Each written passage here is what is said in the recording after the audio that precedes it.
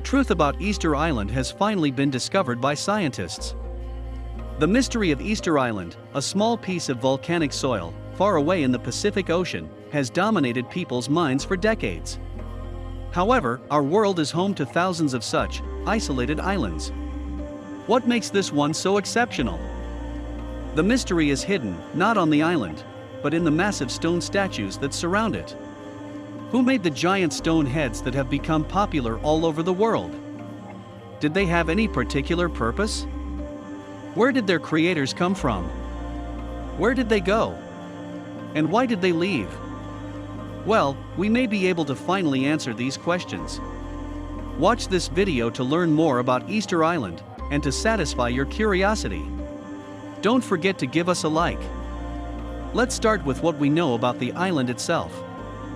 Easter Island is located in the southern Pacific Ocean and is known as Rapa Nui, which is the name given to it by its first inhabitants.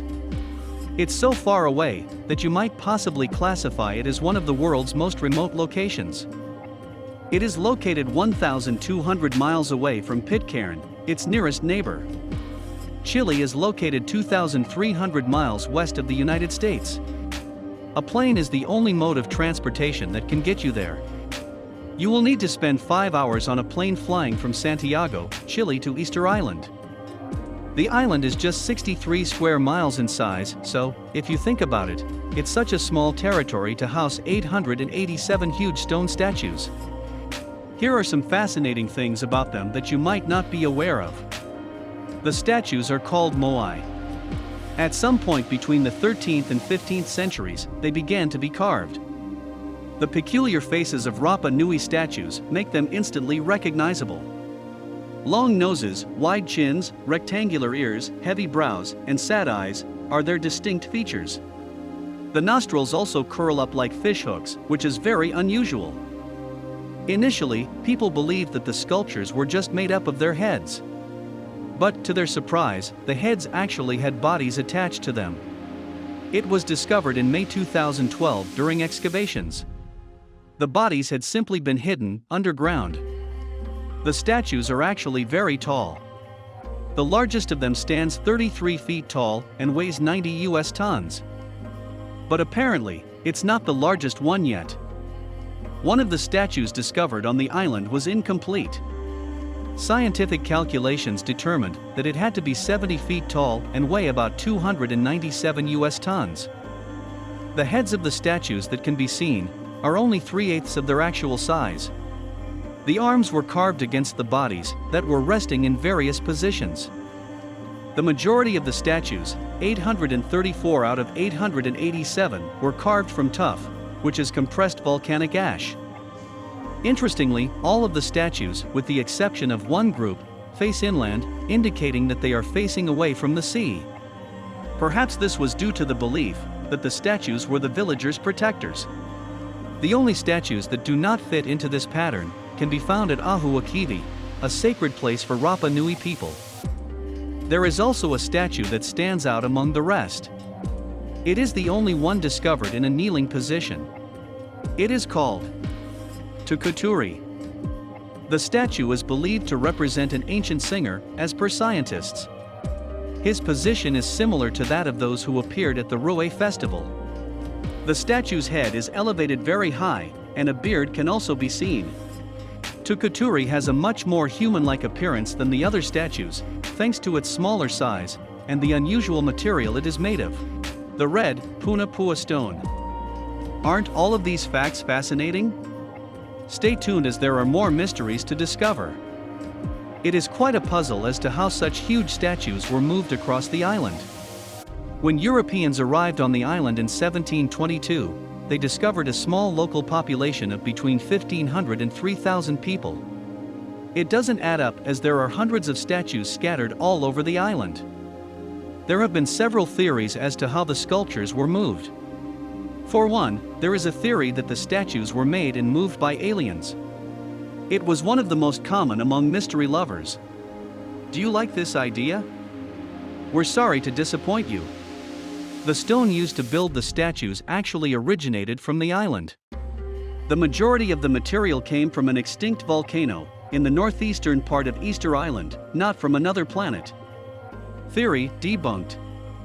The researchers did not stop trying to solve the mystery surrounding the Rapa Nui people's ability to move the sculptures. In the 1980s, a group of them recreated a statue to see if it could be moved around. They should only use tools that were available to the Aborigines. Unfortunately, it was impossible to do at the time. Later on, American archaeologists were able to move a 10 US ton replica. Another group of American scientists proved, many decades later, that the islanders could tie ropes around the huge statues and move them with a walking motion. They validated their theory by moving a full-size replica for 330 feet. Their theory can explain why Rapa Nui folklore says that the statues walked with the help of magic, as well as how the statues were transported to their final destinations. Still, a question remains. How could a small group of people produce such majestic and numerous monuments? Recently, new research was undertaken to determine the maximum number of inhabitants during the heyday of the island's civilization. The results came in, and they were very surprising. It was revealed that the island could comfortably accommodate up to 17,500 people. Sweet potato fields, which used to be the main source of food for the population, could occupy at least 19% of the land. Furthermore, the islanders ate a great deal of seafood and fish. Knowing these figures, it's clear that there are enough people involved in the creation of the stone masterpieces. What happened to them, though? Why did they disappear? At first, ecocide was thought to be the cause of the decline in their population. The natives cleared vast lands of forest and palm trees to make space for moving the statues and for agriculture as well. They expected the trees to regrow quickly enough. However, that isn't the case. Hunger arises as a consequence of environmental degradation, which then led to wars and cannibalism. However, such a hypothesis has since been disproved.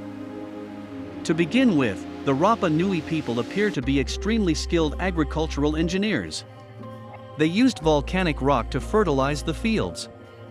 In fact, according to another study, people have lived on the island for centuries, and the population only began to decline when Europeans began to visit. In the end, a much more reasonable, although tragic, explanation has been determined. Throughout the 19th century, South American raids in search of slaves frequented the island, and half of the Aborigines were taken. Furthermore, European traders introduced new diseases to the island, which the locals were not immune to, and forced migration. It resulted in the nation's demise, which had given the world such a wonder as the Easter Island mystery. Do you have any additional information on this mystery? Feel free to enlighten us more in the comments section. Don't forget to hit like, share, and subscribe.